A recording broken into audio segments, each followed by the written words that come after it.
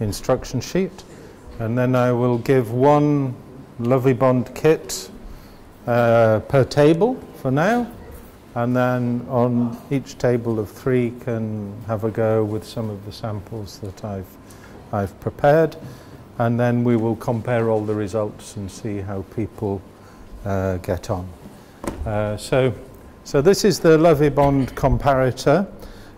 This is what is in the kit. We have an instruction sheet. On one side it has instructions to do with determining the pH, and on the other chlorine, because as we said, you need to know what the pH is as well as the chlorine level. And on the chlorine it has essentially 2 variables which we measured. One is the free chlorine and the other is the total combined chlorine. So we will come to those in a moment. Also in the test kit there is the Lovely Bond comparator, which is the device which we use for actually determining the level of whatever variable we are using, along with some glass cells which we put in our water and reagents. And the principle is that we have a blank on one side, on the left side, and on the right side we have the sample with our reagents.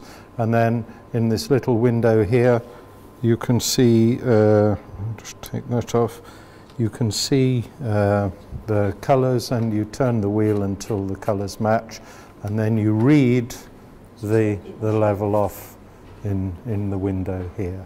So it's a very, very simple colorimetric method. So what we have as well is we have our reagents, and in these kits we have 3 different reagents. We have phenol red, which is what we use to determine the pH, and then we have 2 DPD tablets. One is number 1, which we use for determination of the free chlorine, and DPD number 3, which is the total chlorine. And of course the difference is what is already combined due to some of the original chlorine added being consumed. So that's it, really. That's the equipment. And the advantage of these Lovely Bond kits is that although here we have our discs which cover, in the case of chlorine, 0.2 to 4 parts per million, and in the case of pH, I think this one covers from, let me see, from 6.8 to 8.4. You can get other discs as well. You can buy discs for different ranges of the same parameters, or even for other parameters which you'd use with different reagents. So with the basic equipment you have the flexibility to extend it to other parameters as well. So what we do, you take your test kit, and in one of the cells you add your blank.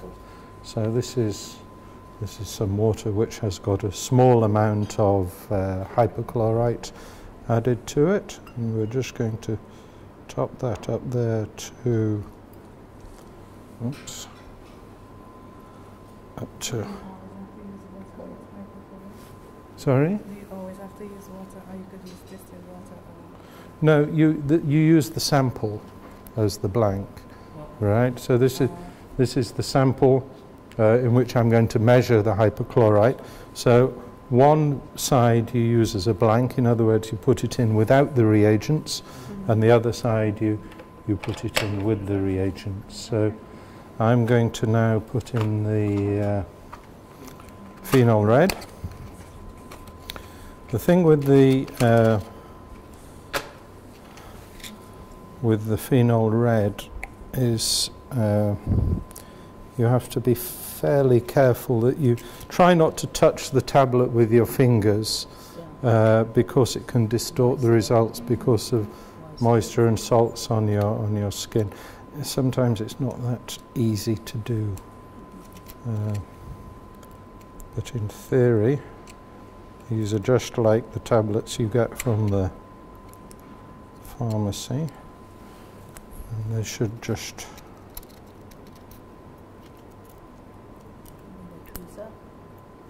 no, there we are. And then what we do is we add a drop of, usually you'd have a little measuring cylinder or something to be able to do this more elegantly, but right, so we just put a drop in, and then we use the stirrer just to crush the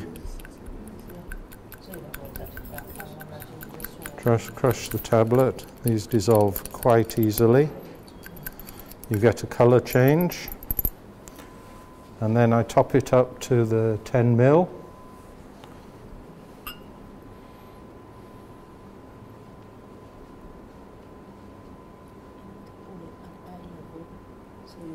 Yeah, okay, thank you. You can tell I'm not a lab analyst. Okay, then we just dry that, and we pop that in the cell. And then the other thing that should be done is this should be done in daylight. And you have here on the back panel a daylight diffuser. So for the properly accurate results you should do it in daylight. And then you take the appropriate phenol red disc, you slot it in with the numbers facing you, and then basically you just turn the wheel until you see the two colours matching. So you can just try that.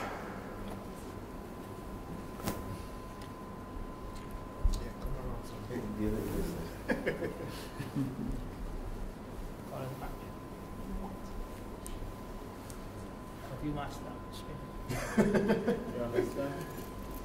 She did good, so she never had a viewmaster. Oh yeah, 3D, yeah. It's just like She's young also, so she doesn't know what is a viewmaster. Many new kids don't know viewmaster. I saw viewmaster recently, so I don't really like viewmaster. Yeah, they're getting popular again, aren't they? No, just history repeats itself. 7.4. yeah, it does. Yeah, I saw a viewmaster and I customized it.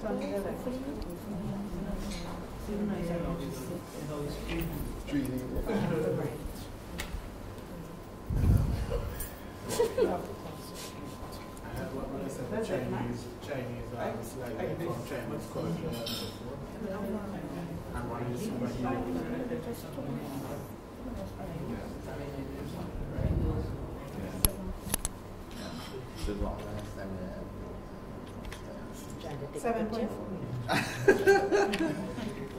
I saw it. That's it.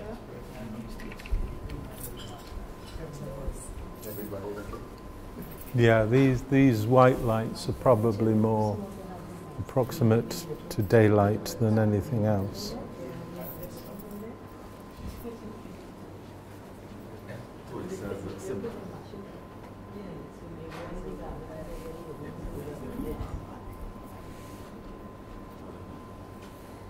So then that's the results is where you match that's the result.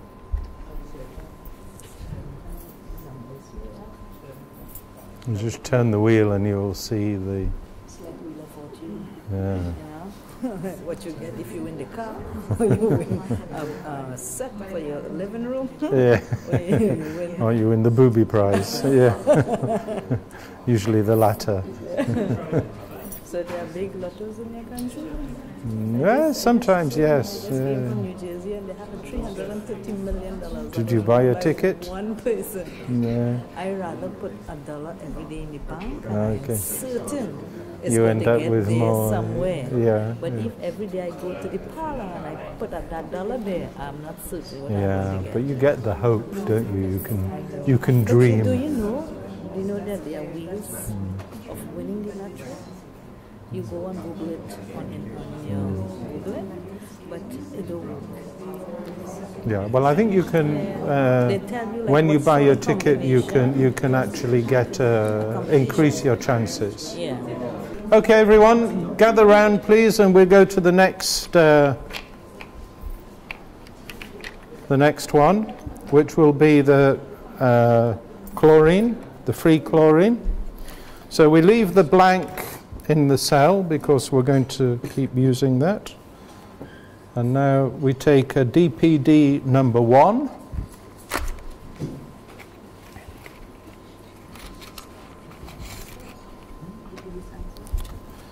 And with this one, this is DPD. Oh, it's a very good question, isn't it? Yeah. I've got it on a slide, I think. Yeah. Can't remember, to be honest. It's a very good question. Yeah. These, it doesn't matter. Yeah, it's diphenyldiamine something. Sorry, I'm not a chemist. So this one, it doesn't matter if you touch it. Yeah. So, and here you just put a drop in first, drop of water in first, just to get it going, because this is not such. You just used it. Sorry. You just used the spatula. Yeah, I did. Okay, fine. Yes, it does. I did wipe it. Oh, you did? I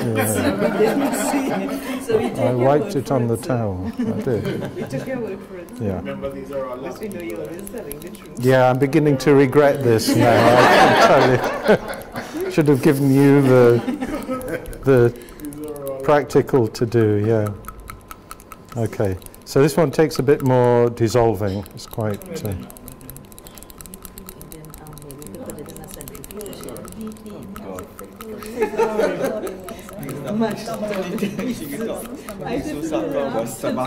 Okay. So when that's. So this is number 1. So this is your free chlorine. Okay. This is the uncombined chlorine. In other words, this is measuring for us the hypochlorous acid and the hypochlorite ion, which are freely available. Okay. Because when we put the DPD-3 tablet in, I think that's a potassium iodide, and it releases all of the combined chlorine out of the solution, and then will so you get the total chlorine, including the chloramines, and then the difference is what has been combined. Okay, so up to eye level, parallax. Okay, thank you. I feel as if I'm the student here, actually. That's all right. Okay. Oh, sorry, it's not a very good pour of this. There we go. And then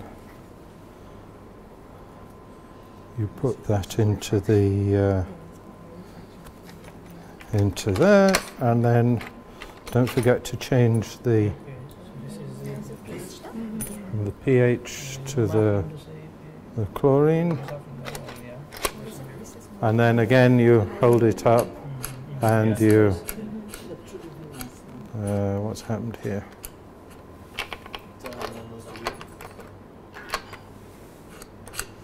Yeah. Okay, well that's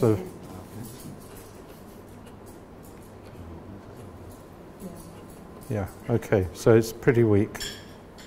0.6, so yeah. So that's free chlorine. Yeah. The water Yeah. This one? No, that's free. No, that's free chlorine. No, that is free. Free chlorine, DPD number 1. Yeah. Where you got that water from? This, well, this is water which I've doctored with a little bit of few drops of Clorox. Yeah. And this is for the uncombined one. This is for the free chlorine. Yeah.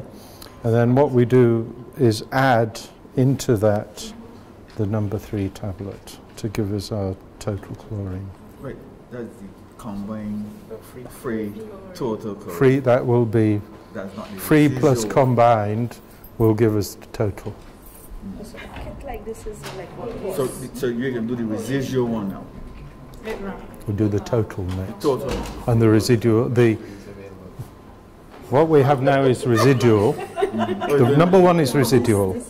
It's a free residual chlorine. Yeah, what's free for Remaining. using to kill any new bacteria that come in? That's the active one. The active, yeah. Then when we add the number 3, we get the total. So that's, and then the difference is what has already been combined. Okay? So what is the verdict? What is the level on this one? 0.4? 0.6? Okay. All right. So that's our free chlorine. And in order to determine the total, what we do is we add to this cell already with the sample in it the DPD number 3. Okay. So that is, well, it should make a difference because this will release any of the combined chlorine, which is in solution from chloramines and things like that. So, and then we measure it again and that gives us the total chlorine. Now if we see a big difference, if we see a big leap, then we know that there has been quite a lot of contamination in the water because the difference is the combined chlorine. So you add number 2 To the same cell, yeah. Actually, we don't see a big color change, but, and that then gives us the total, and the difference is the combined. So you can see that if you have a water sample which has been contaminated, then of course you're going to have a higher content of combined and also a higher level of total.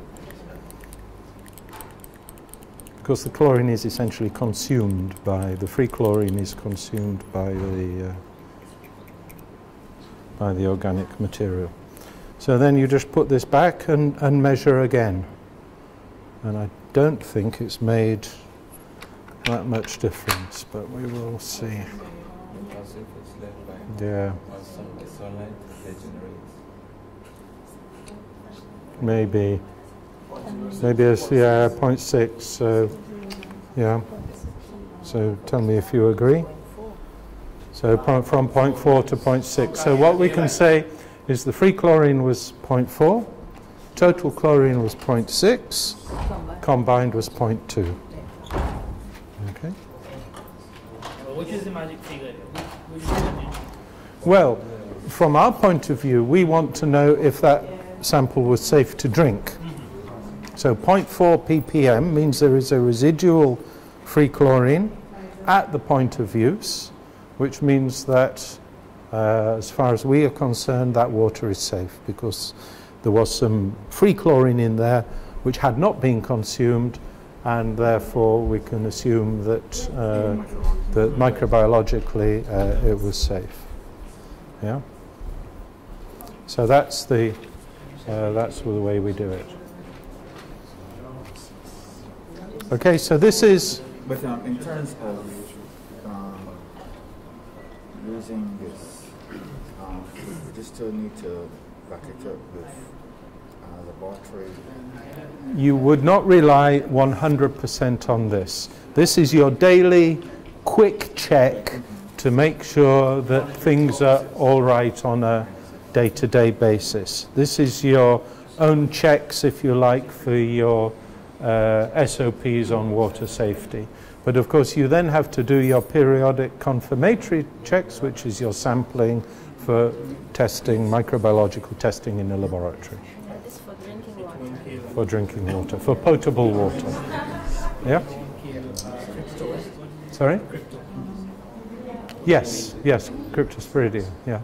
Processed water has knowledge standards. No, processed water for use in the establishment, for adding to the product or washing should be potable. So this is the standard we would use for all of the water used in the fish processing establishment. If you had water for other things such as steam generation or firefighting or flushing of toilets only, for example, you could use water of a lower quality. But in that case, there's a requirement that you have completely separate water systems. Pipes have to be painted different colors. Everything has to be labeled and so on. But some factories do have those separate systems. Okay, thank you very much. Okay, so I think what we will do now is that's the demonstration. If you all sit back down, I will bring you a test kit and a sample, and then you can start to do the tests yourself. So, right, we have two samples, A and B. What I suggest is I will leave them here on the front, and you can come and take the samples as you need for your tests. Okay.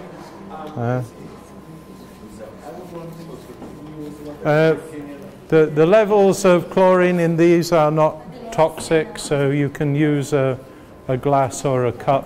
I want to see the level of what I'm drinking. Feel free. Yes. I mean, it's a little too late for that, but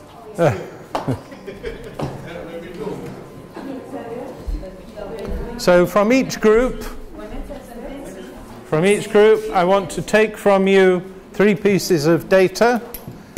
I want the pH, well, 4 pieces of data actually, the pH, and for sample A, the pH, the free chlorine and the total chlorine, and for sample B the same, pH, free and total. I've got a sample C which you can analyze afterwards. There's something I particularly want to show you with sample C, but we'll come to that later on. Okay.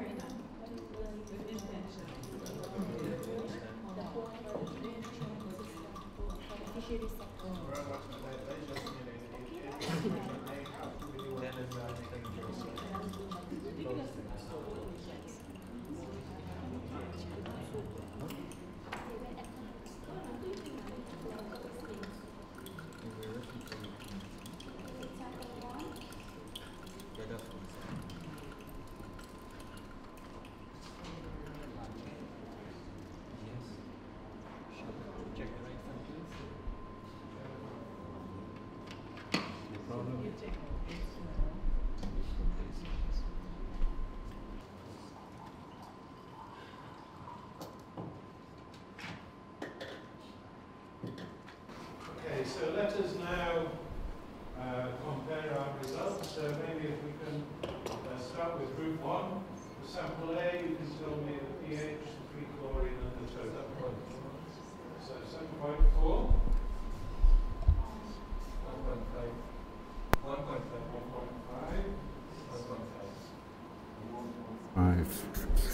Okay, and sample B? 7.6. 3.0. 3.0. Okay. Very good. Group 2 behind?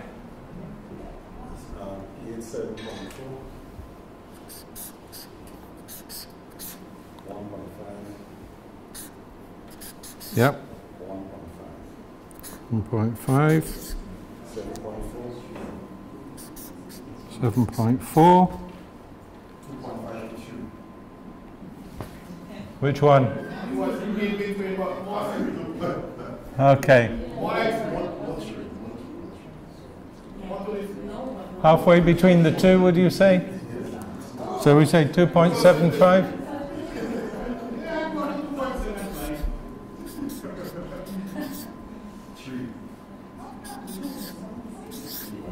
Okay. And the group at the back there? Sample A 7.4. It's same as everybody else. 1.5. Yeah. 1.5. And then sample B 7.6. 7.6. 3.0. 3.0. 4.0. Okay, so take this group at the front, please. 7.4 for your pH on sample A.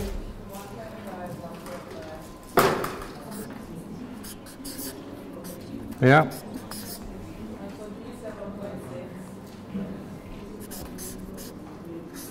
Yeah.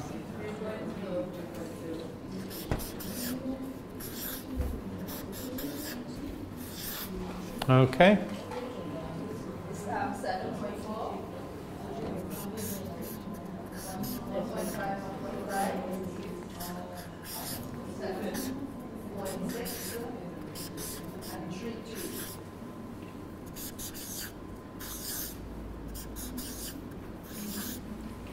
And group number 6.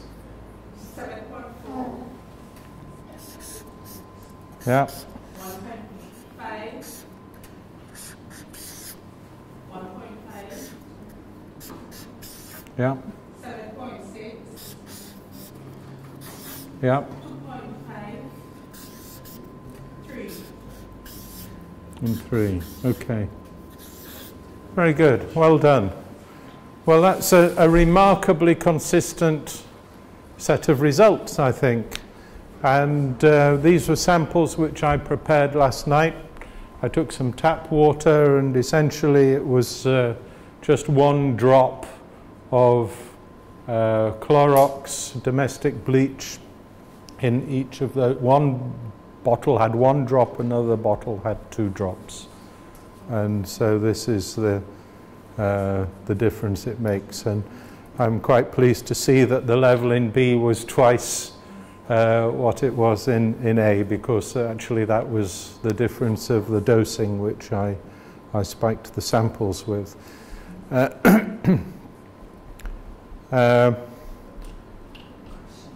We can see also that where I added more hypochlorite, we have a slightly more alkaline sample.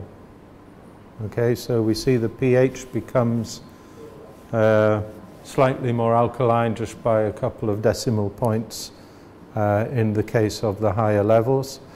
And this was based on tap water, which I took from the hotel.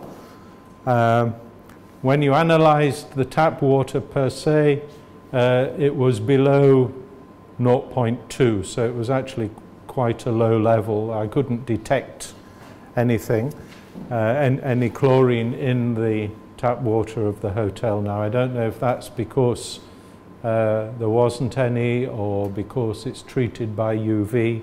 I'm not sure. I haven't asked. But nevertheless, what is also interesting is the free and total are the same, which suggests that the supply is very clean anyhow, because had there been any bacteria, live bacteria, to be neutralized by the chlorine I added last night, this would have been at a lower level than this. So our combined chlorine in all cases was 0. Now, before you put the kits away, I just want I've got one more little test for you to do, which is if you can take You don't need the actual comparator. I just want to show you what happens when you fill up a cell with that and pass it on.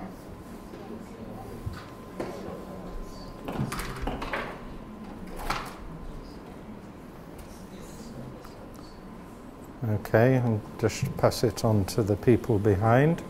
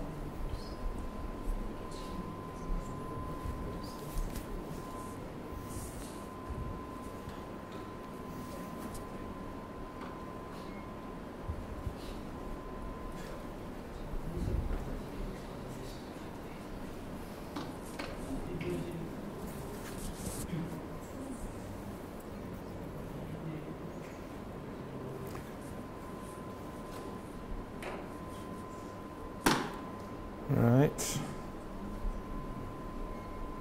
And then take one of the DPD number 1 tablets and just drop it in.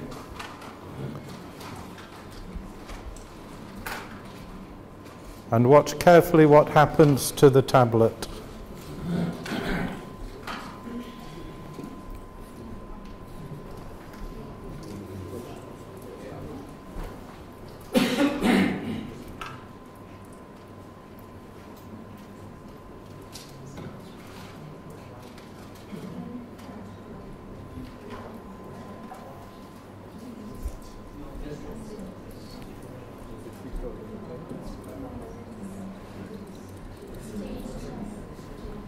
Okay.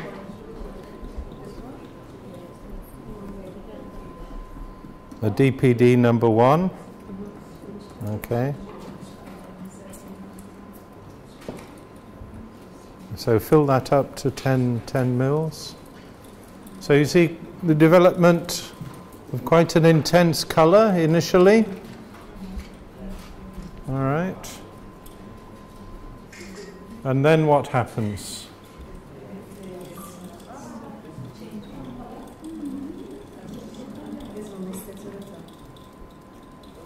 Okay, you can shake it or stir it a little bit, yes.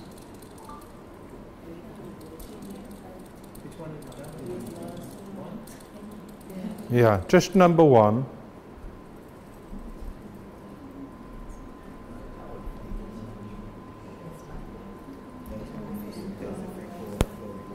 Shake it up, invert it, you get a strong color initially.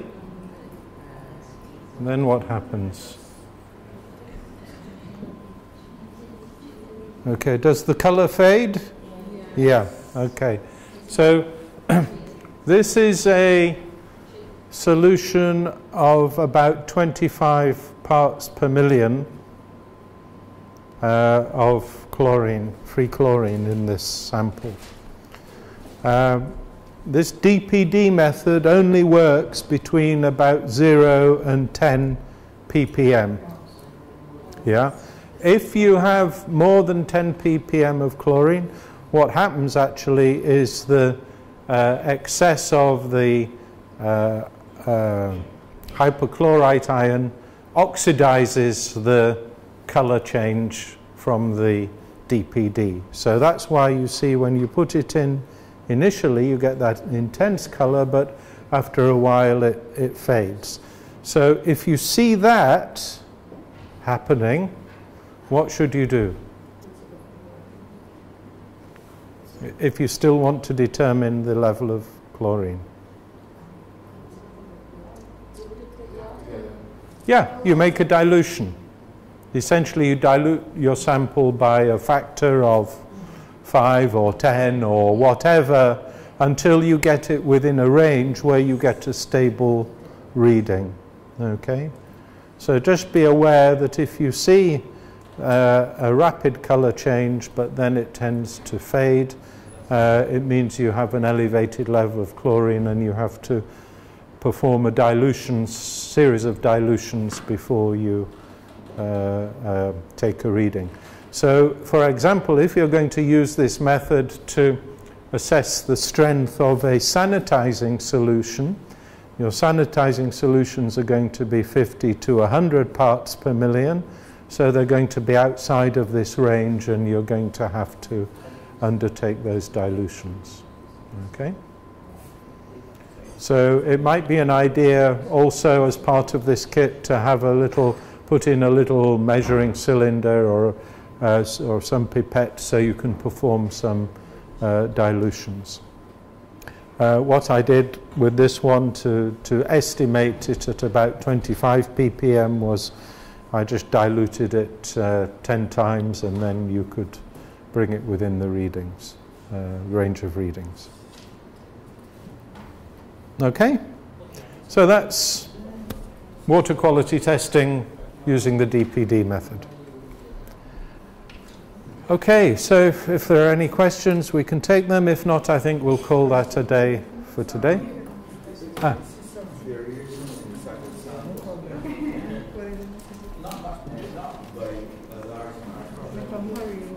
To be quite honest, I am surprised that they're so close together for such a rough and ready analytical method. We're talking here about a range of 0.5 parts per million in an analytical method in non-standardized conditions. You know, the first time you've used it, we're not controlling for many variables, different light levels and so on. To be honest, I was quite surprised that it was so consistent. Yeah. So, in practice, what I would do, because I'm not used to doing what I'm doing, but something that I would start to do with selected facilities that we have direct control over. Yeah. And where we handle efficiency. So I would need to check first with the water company or whatever government agency we test, and then establish which is the legal limit that we have, if there is a legal limit. Well, yeah, I mean, we're not saying that there is a legal limit in terms of the amount they put in, and all they will tell you is what they're chlorinating to, and they will say there should be some free chlorine at the point of use. As long as this is measurable at the point of use, you know you have a margin of safety. If this is 0 at the point of use, then you have to question. And particularly if this is 0 and this is high at the point of use, you would be very suspicious that there has been a greater amount of bacterial contamination of the water supply, which has consumed all of the chlorine which you put in. And if this is 0, then there's a question, well, maybe there wasn't enough and there are still some viable bacteria in the water. So, yeah, by all means have a dialogue with the water company and find out what their treatment regime is, because that's something you need to know. But the key thing is, for the safety of the establishment, is to measure these levels and make sure that the water is in fact safe by having a margin of free available chlorine. And if they don't, then the corrective action is to require them to treat their water in some way to guarantee its microbiological safety. In that case, you would either ask them to put in some additional chlorination or maybe a UV light unit to achieve the same end. As you indicated for us, much the point that we're checking is okay. It's okay as long as you have as long as you have a measurable free chlorine at the point of use, you're safe. However, bear in mind this issue of the variability, which I mentioned in the here, you know, because you may have a trace and it's okay until you get a peak of contamination, in which case you would get 0 reading. So that level of free chlorine which you deem to be acceptable is based on the historical record of the tests which you will build up over time. We will check at endpoints though. Yeah. That the place where it is administered in terms of close to Yes. far distances from where it is administered. Well, what you do essentially is you label all of the taps in the establishment. Every tap should be labeled with a number. And then you have a sampling plan, and over time you go around all of the taps because they may have different microbiological characteristics in terms of sources of contamination and things like that. So it's good practice for the establishment to have a water plan showing all the pipe work, and on the plan they have numbered all of the taps, and the taps physically should be numbered in the establishment, and then they should have a record of these kind of tests which you can check as their own checks, and you can also do the official controls as well. Okay. Just to follow up, this is the chloramine molecule, the combination of the chlorine ion with the free amines, and then the DPD. Somebody asked about what is DPD. There you have it, diethyl phenylene diamine sulfate. Okay, so now you know. And the other point that was raised was, could we just finish off what we were talking about in terms of the temperature measurement? Because as you will have seen yesterday in the session, we were supposed to talk a little bit about temperature measurement. So I'd just like to spend 10 minutes talking about temperature measurement and fish and fishery products. We measure temperatures to ensure that our conditions under which we are exposing fish, or in which we're holding or storing or processing fish, are appropriate in relation specifically to hazards such as histamine production conditions. We also measure temperature because we want to know that equipment is working. If we're using some system for chilling fish or freezing fish, then we want to know that that is being effective, so we can monitor temperature over time and observe how that changes, which indicates to us whether the operation is proceeding in line with its specifications.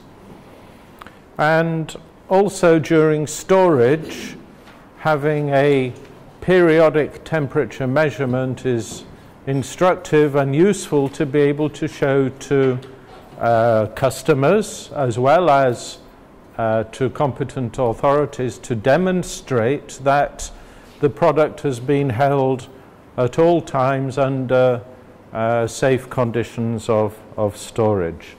And you can identify then if there has been some variation, what we call a temperature excursion, where, for example, you might have had a freezer breakdown, and for a period the temperature goes up. Well, you would spot that in the records. In terms of measuring fish temperature, we have to be always aware that the temperature we measure may vary somewhat depending on the sample that we are taking. Like any other measurement system, it is subject to sampling variability. So you can have temperature variations within a single fish and within a batch of fish. So that, for example, here we see a freezing curve where the temperature recorded by the thermometer will depend on where in the location of the fish the thermometer was placed. So you can see that if this lower curve here is our refrigerant temperature. Suppose you're putting ice into a fish into a chill room. Well, when you put warm fish in, immediately you have a little bit of a hike in the temperature of the air, and that then returns to normal. If you have your thermometer near the surface of the fish, of course, it takes time for the heat transfer throughout the flesh of the fish. So the thermal center of the fish in the middle is the last part to be cooled, of course.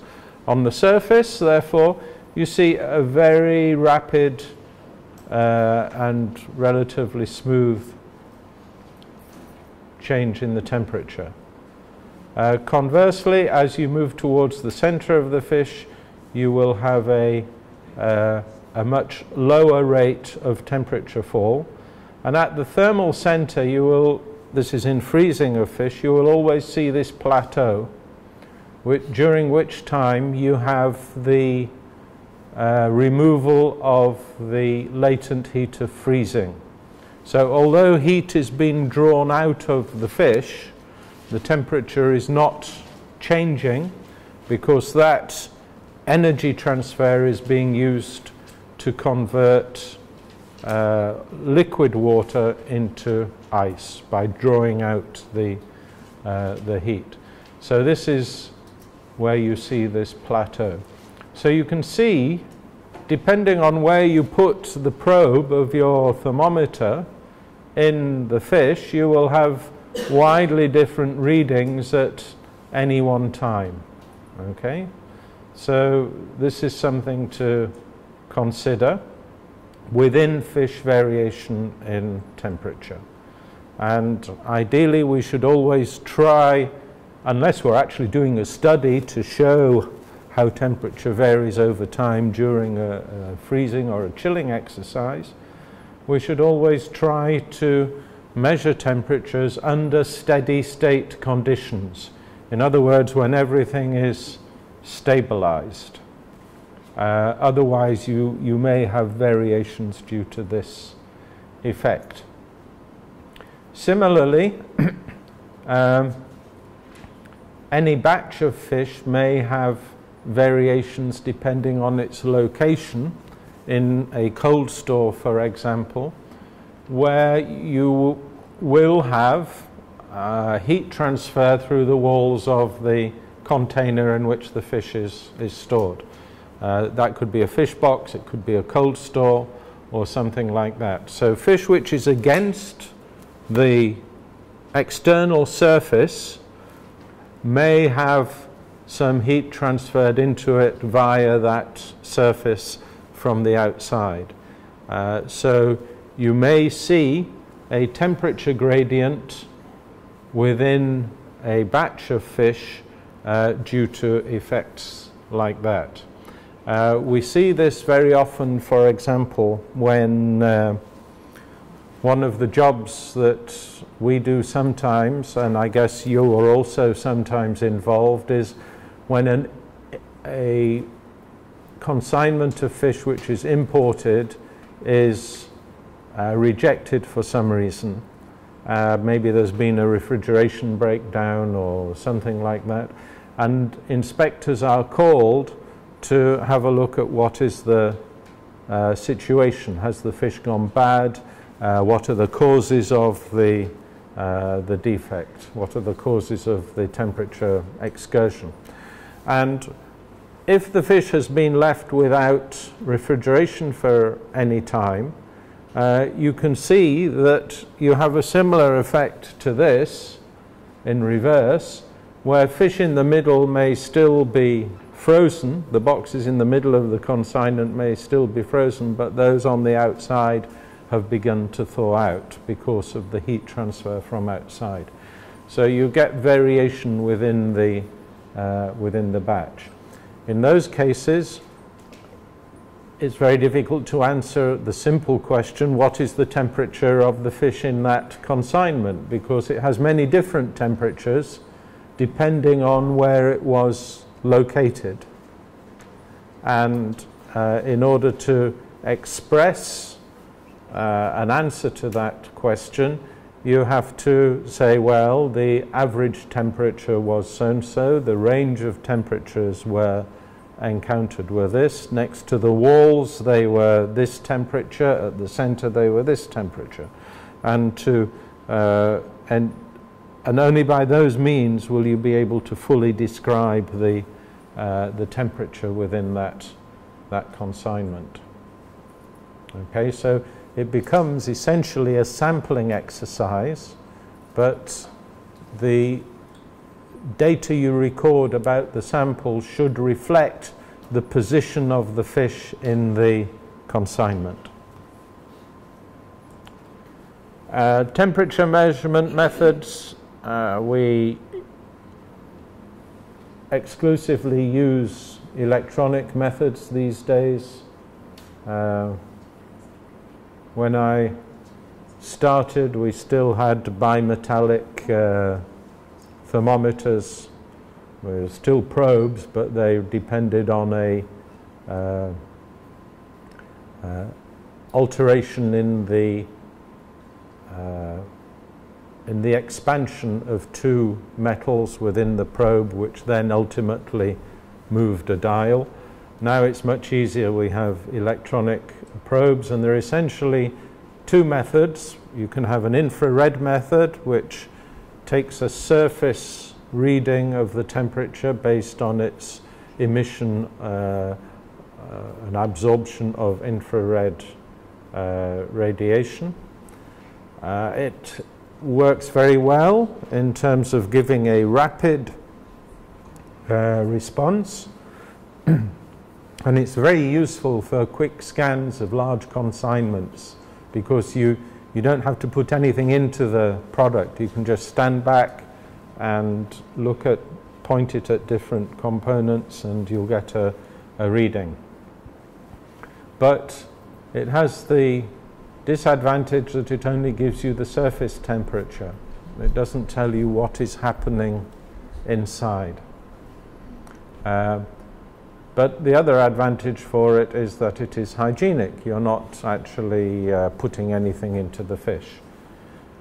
However, if you want to take an accurate temperature of a product, then you need to actually insert the probe into the material which you are measuring.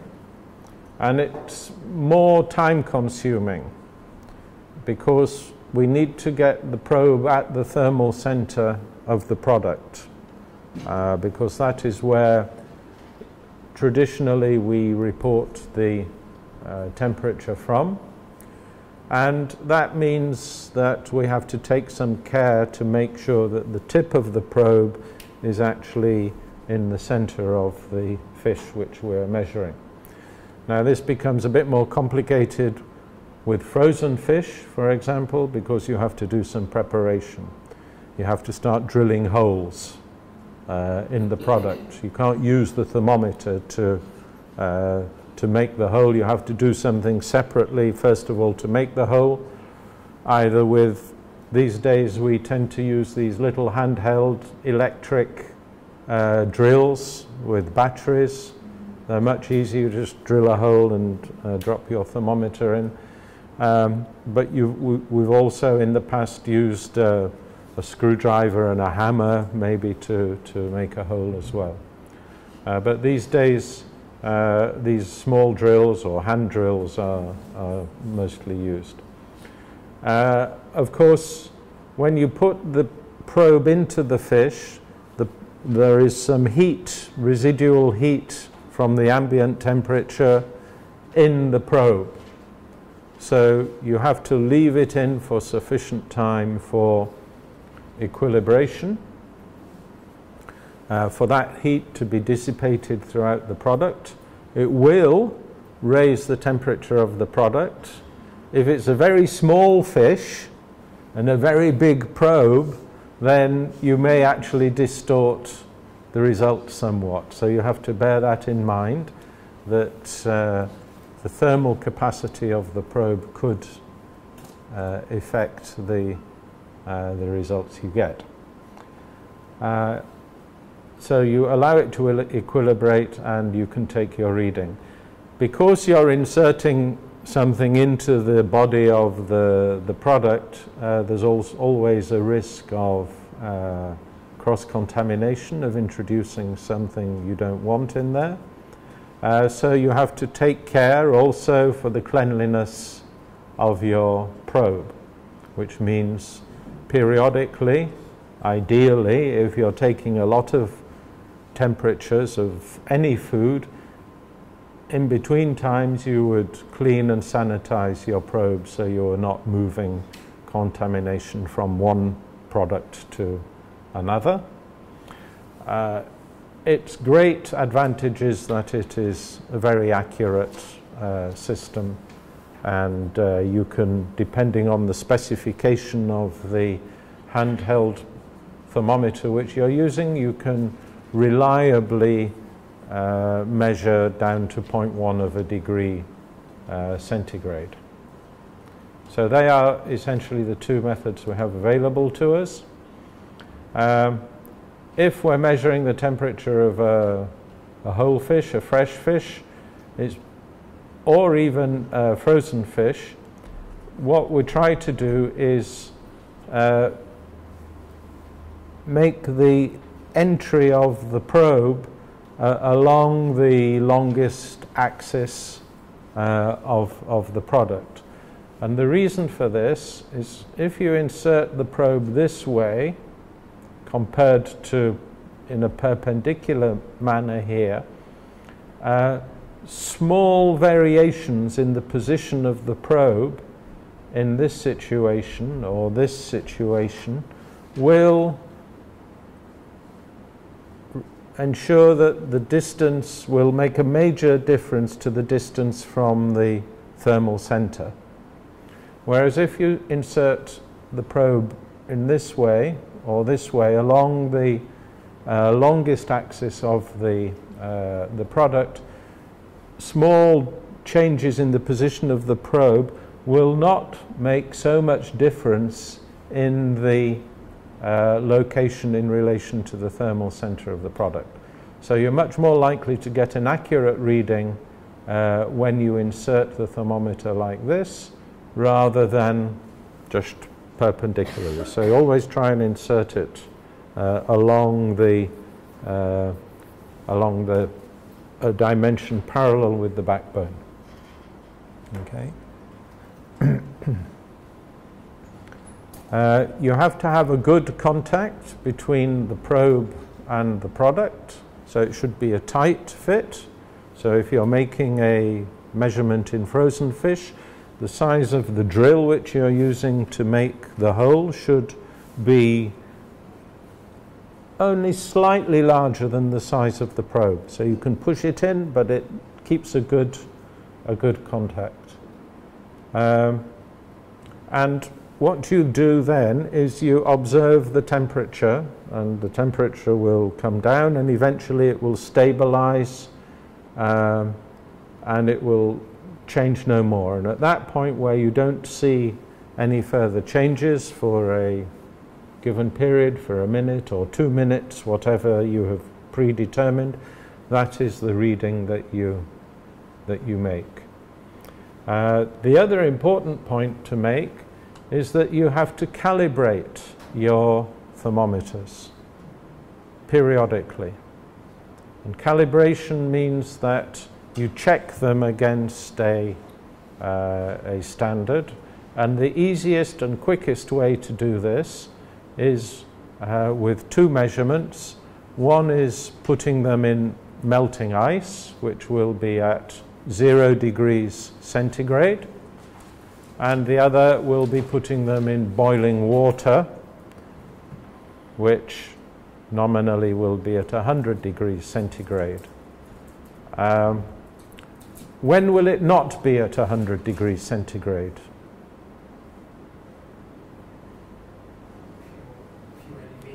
Yeah, exactly. So if you live in a mountainous country, you know, if you're from Bolivia and you have fish from Lake Titicaca, where there is a fishery actually, but that's at 3,500 meters, your water is going to be boiling at, I guess, something like 80 or 85 degrees centigrade. So you have, if you're elevated, you have to know when you're calibrating your thermometer at which temperature your water is boiling. Calibration is very important, particularly if you are going to perform official controls using temperature. In other words, if that data is going to be used in any way to execute an official action, like seizing fish, for example, you may be using this temperature measurement to determine that the temperature storage of a histamine producing species is too high. And if it is too high and there's evidence that it's been exposed to those high temperatures, you may want to take it off the market and destroy it because of the potential risk of histamine. In those kind of official actions, it could be issuing a certificate, it could be seizure, it could be using this information as a basis for a prosecution. If you're going to use it for official actions, then always make sure that at the beginning of the exercise you calibrate your thermometer, and at the end of the exercise you calibrate your thermometer, because when you present evidence, if you're challenged legally and you haven't performed a calibration exercise, then your findings can be challenged on that basis. One of the things we do as consultants is we're often asked to defend people who are being prosecuted by competent authorities or who have been subject to a rejection of fish by a receiver. And we're asked to look at the evidence, look at the case, and suggest ways in which they could defend themselves.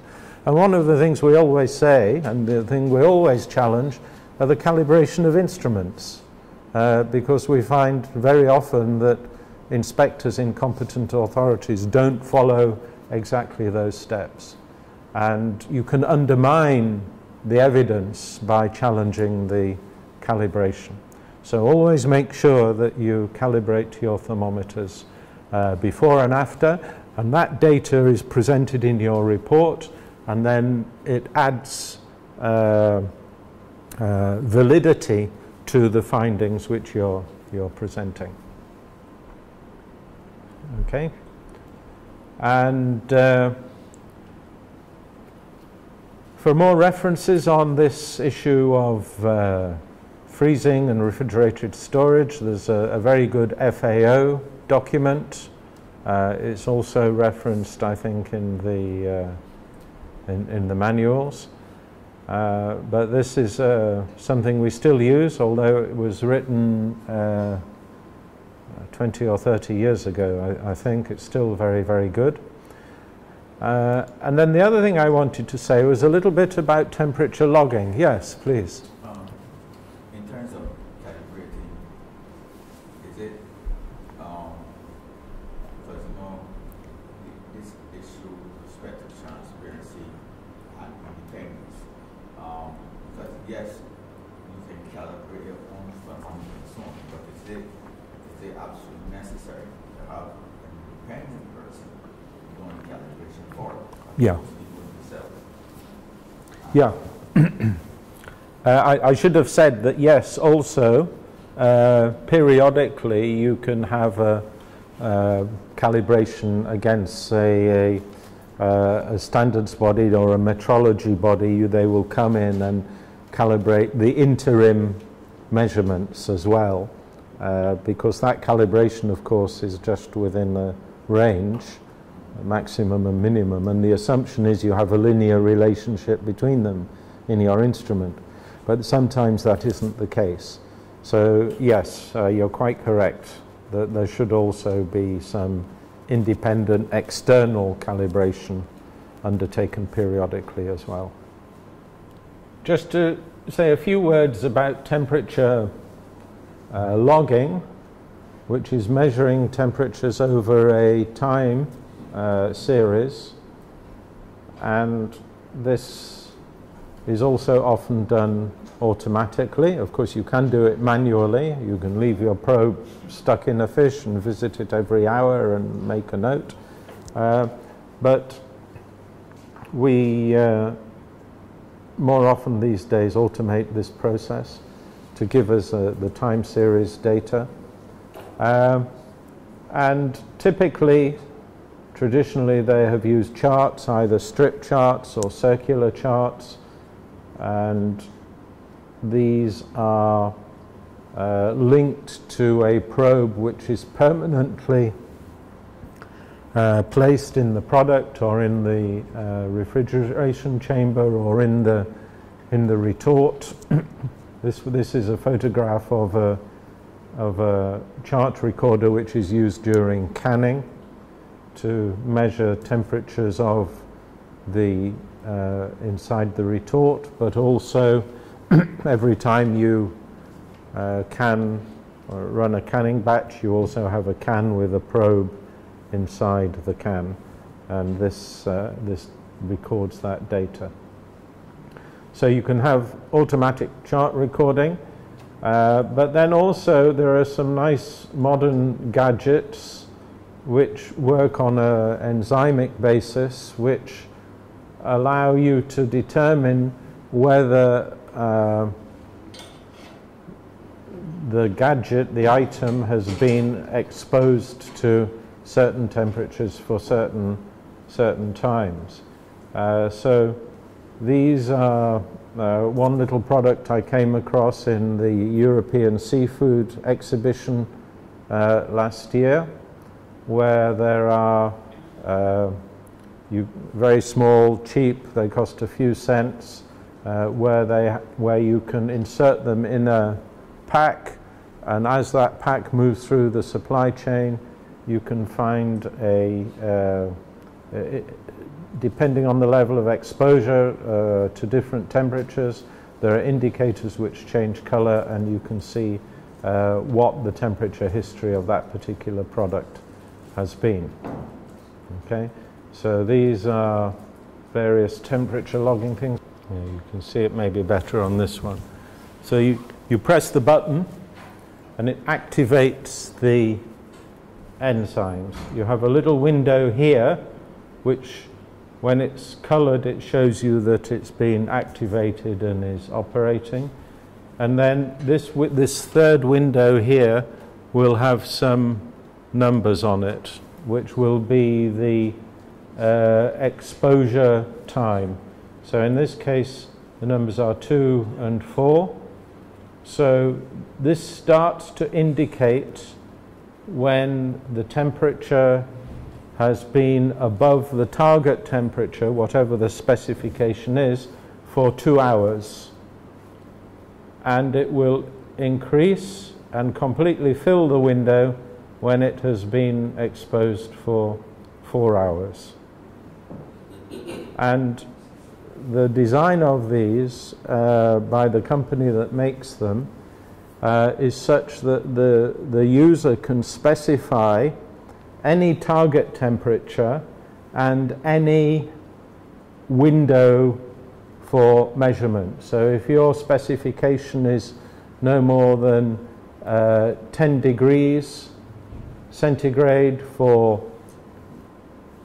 2 days, say, then you could maybe have your spec accordingly designed, this would start to show maybe after 5 days, and this window would be full when it reached 10 days. So these time strips are now becoming increasingly commonly used by food distributors, because all you do is you slip them in the pack, you distribute them through your consignment, and then at the other end of the journey you can check to see whether your specifications have been exceeded. Okay, and then just to say also that nowadays also, if you do have some electronic recording of thermometry information, of temperatures, then with the very simple technology, most vehicles, transport vehicles, fishing vessels now have capacity to access the internet, so that data can be transferred readily to remote servers, remote data systems, and it means that you can actually integrate your temperature measurement data with fleet data, with landing data, with distribution data, and essentially ensure that, or gather evidence to the effect that a product has been subject to temperature control along the whole supply chain. And increasingly you find that multiple retailers are interested in this data. They want to be able to know that for every single batch code, and we'll talk about traceability later, for every single batch code that they are receiving from a client, they want to be able to see the full temperature history, often going back to the supplying vessel. So increasingly now we're seeing data on temperatures being integrated within these web-based systems. Okay, so that's all we wanted to say about temperature measurement.